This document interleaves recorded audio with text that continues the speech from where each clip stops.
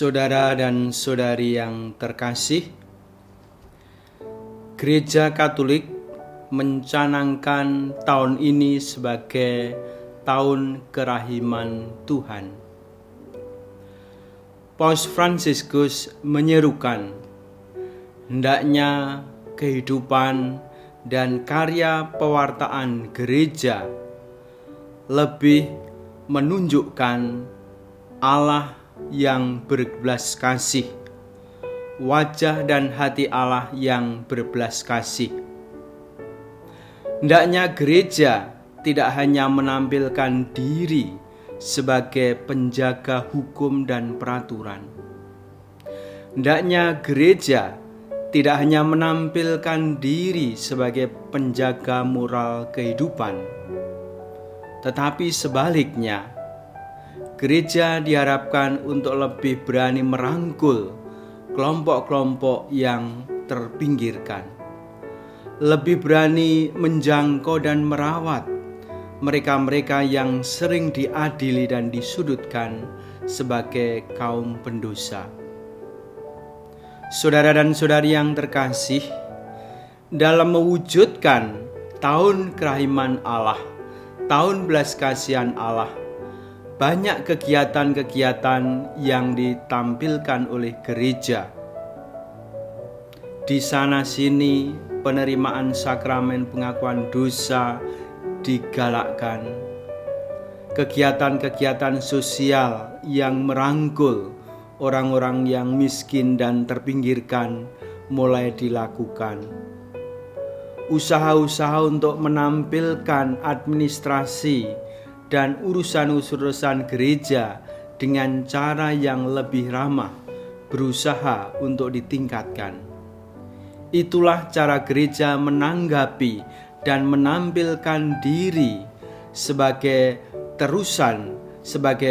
penerusan dari wajah Allah yang berbelas kasih. Saudara dan saudari yang terkasih, lalu bagaimana kita memaknai, merenungkan dan merefleksikan peristiwa Paskah tahun ini dalam terang tahun kerahiman Allah tersebut? Saudara dan saudari yang terkasih, menarik sekali kalau kita menyimak cerita-cerita di dalam Injil dan kemudian cerita-cerita dalam kisah para rasul tentang kebangkitan Tuhan.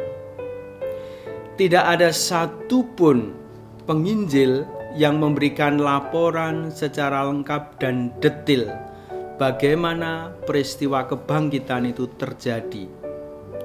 Tidak ada catatan tentang kapan persisnya, bagaimana terjadinya. Namun saudara dan saudari yang terkasih, yang sekarang kita jumpai adalah aneka kesaksian dan juga peristiwa yang mengiringi setelah kebangkitan. Pertama-tama, catatan yang penting untuk disimak adalah ketika para wanita-wanita atau para rasul datang ke makam, mereka menjumpai bahwa batu penutup makam itu sudah digulingkan dan jenazah Yesus sudah tidak ada di dalam makam itu. Selain itu juga ada catatan di sana-sini bahwa ada kesaksian dari para malaikat bahwa Tuhan yang sudah wafat itu hendaknya tidak dicari di antara orang mati, tetapi dia sudah bangkit. Dia harus dicari di antara orang-orang yang hidup. Catatan yang lain, saudara dan saudari yang terkasih, ada peristiwa-peristiwa di mana ketika para murid berkumpul, ketika 2 orang murid berjalan ke Emmaus, Tuhan Yesus menampakkan diri.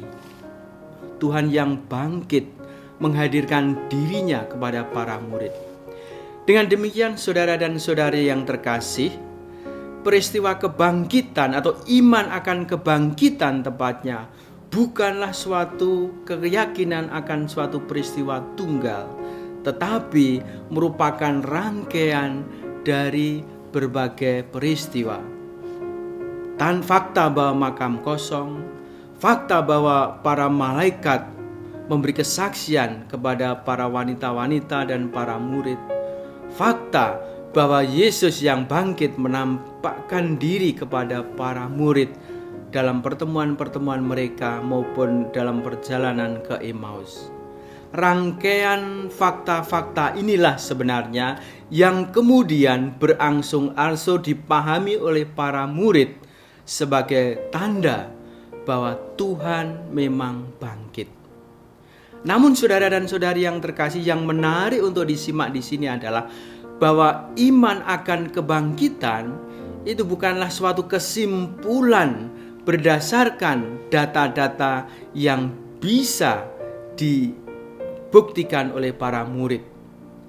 Iman akan kebangkitan bukanlah kesimpulan dari kemampuan rasionalitas manusia untuk membuat suatu kesimpulan.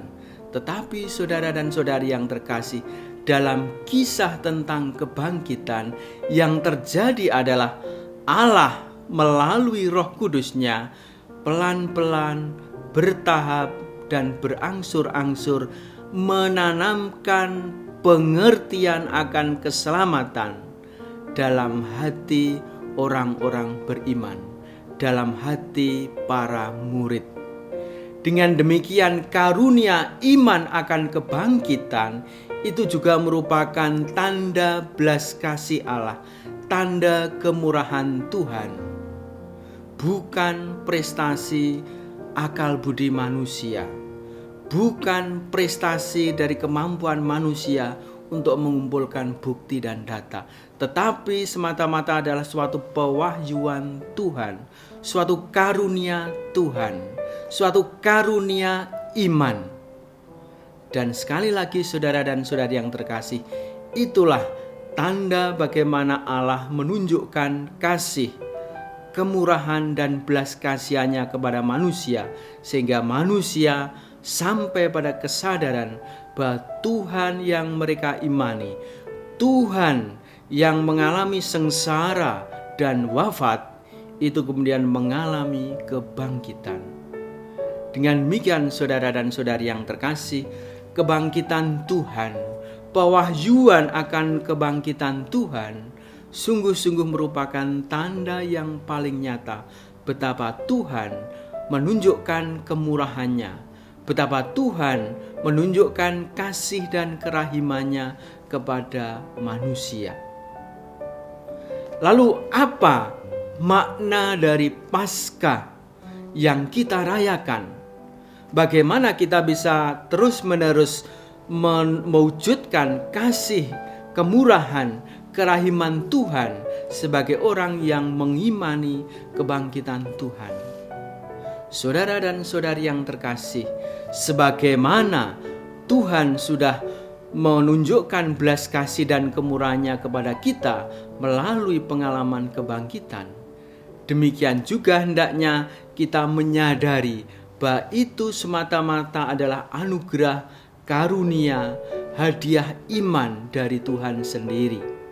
Dan dengan cara itu Tuhan ingin mengangkat kita, ingin menebus kita, ingin membebaskan kita sebagai manusia-manusia yang merdeka, manusia-manusia yang dewasa. Karena itu mari kita, saudara dan saudari yang terkasih, kita dalam kehidupan kita berusaha untuk menunjukkan dengan cara apapun wajah Allah yang berbelas kasih. Kita hendaknya tidak ragu-ragu dan berani untuk merangkul mereka-mereka yang selama ini dipinggirkan atau disudutkan. Kita hendaknya berani menunjukkan kasih dan kemurahan, mendatangi, menjangkau dan merawat mereka-mereka yang seringkali dicap sebagai kaum pendosa. Itulah cara kita untuk merayakan Paskah. Itulah cara kita untuk menunjukkan wajah Allah yang berbelas kasih, wajah Allah yang tidak pernah menutup kemungkinan bagi manusia untuk membenahi, mendandani kehidupan mereka. Selamat merayakan Hari Raya Paskah tahun 2016. Semoga Allah yang Maha Rahim, Allah yang berbelas kasih senantiasa memberi inspirasi dan memberkati Anda sekalian.